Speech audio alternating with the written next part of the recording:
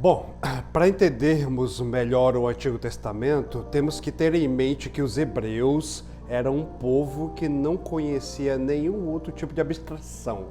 Isso quer dizer que as realidades espirituais e do relacionamento com Deus eram descritas sobre uma forma concreta. A lei do Antigo Testamento ainda está válida mesmo para os cristãos.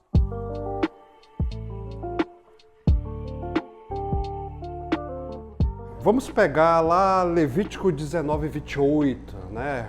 Que fala sobre tatuagens de parentes mortos. A forma do mandamento como uma concretização de uma realidade espiritual não deve engessar a vida.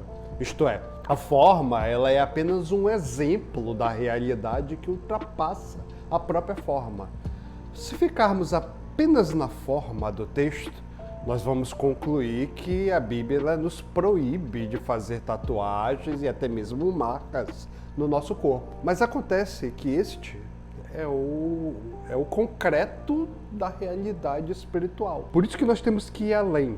A questão não é o nome do parente ou o sinal que fazemos no corpo. Nós temos que compreender que algumas religiões no entorno palestino tinham o ritual de marcar os seus corpos como honra e como culto aos mortos. Então, quando a Bíblia ela proíbe essa prática, ela está fazendo uma relação direta com este costume cananeu. Por isso, o mandamento de Levítico quer dizer justamente isso. Olha, não carreguem em vocês mesmos um sinal que carregue morte, porque Deus salvou vocês para que tenham vida. E então não tem nenhum sentido Deus salvar a vida de vocês e vocês virem fazer rituais que lembrem a morte. Então, expandindo essa explicação para a vida integral, o sinal físico, ele é apenas um lembrete de que o povo de Deus, ele deve carregar a vida e não a morte. Não tem nada a ver com você fazer tatuagens. Esse mandamento, ele vale para todos os mandamentos. Para a nossa vida familiar, para o culto que prestamos a Deus. Então, assim, a gente tem que pensar de fato, né? O que nós temos que carregado no nosso coração, nas nossas vidas. Outro texto é Êxodo capítulo 19, que diz assim: não cozerás o cabrito do leite pela própria mãe. Mais uma vez, se ficarmos apenas na forma do texto, a gente não vai mais poder, por exemplo, comer cheeseburger, não vamos poder mais comer estrogonofe de carne, porque é leite cozido, né? É o famoso queijo. Mas vamos lá para além da forma do texto. Isto era uma prática cultural cananeia. O princípio permanece. Ora, o leite ele era símbolo de vida para o bezerro. Porém, se ele for cozido no leite da própria mãe, isso significa que um elemento de vida, o leite da mãe, se tornou um meio de morte. Então, assim, em sua vida cotidiana, os hebreus eles não deveriam transformar algo que dá a vida a algo que gera morte. O Novo Testamento ele nos dá o mesmo mandamento pela carta do apóstolo Tiago, no capítulo 3, versículo 10 e 11, quando ele afirma: com a língua bendizemos ao Senhor, porém com ela amaldiçoamos os nossos semelhantes, criados à imagem e semelhança de Deus. Da mesma boca procedem bênção e maldição.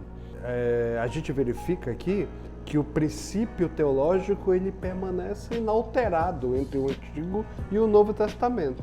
A gente não deve transformar algo que foi feito para trazer vida, bênção, em algo que gere morte, maldição. Na verdade, a gente pode aplicar essa técnica para todos os mandamentos. Então, para você pregar no Antigo Testamento, qualquer passagem que seja, você deve se perguntar: o que essa realidade concreta e observável ela quer dizer sobre o meu relacionamento com Deus, sabendo que Ele é o autor da vida e que eu sou o pecador?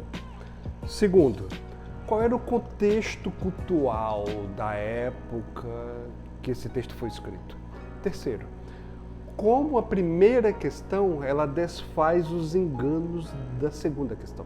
Após isso, aí a gente vai estudar o contexto religioso da época, fazer comparações necessárias e descobrir que quase tudo é repetição do mesmo conceito. Ou seja, o que essa lei ela revela sobre a santidade de Deus, o que essa lei revela sobre o meu pecado, o que essa lei ela revela sobre o meu estado de relacionamento com Deus. É por isso que Jesus disse que toda lei ela se resume em 2 mandamentos: amar a Deus e amar o seu próximo como a ti mesmo. Então a gente vê que a teologia do Antigo Testamento ela vai além das formas físicas, ela atinge o coração. Entretanto, o povo de Israel não entendeu isso. Eles ficaram ali restritos à forma física do texto. E num determinado momento, tudo era feito de tal forma para não ultrapassar a forma física do mandamento. Foi por isso que Jeremias ele disse que Deus ele daria um coração de carne ao povo, para que eles fossem além do que fosse escrito e compreendessem as aplicações dos mandamentos na forma prática e não como um conjunto de regras a ser seguidas mecanicamente, do tipo o que eu posso e o que eu não posso fazer. Isso foi motivo de grandes debates entre Jesus e os fariseus. E isso foi o que o apóstolo Paulo ele quis dizer quando ele disse que a letra mata, mas o Espírito vivifica. Então, o significado, né, o resumo da ópera aqui é que o texto ele deve transcender da letra para o espiritualismo. Eu acho que ficou bem claro, eu espero que vocês tenham gostado desse vídeo. Se você gostou, deixa o like aqui. Se você ainda não é inscrito no canal, por favor, se inscreve, comenta aqui quais são as leis que você lembra, né, do Antigo Testamento que você achava que não necessariamente mais deveria cumprir. Vai ser muito legal esse embate, essa conversa aqui entre nós nos comentários. Fique com Deus e até a próxima.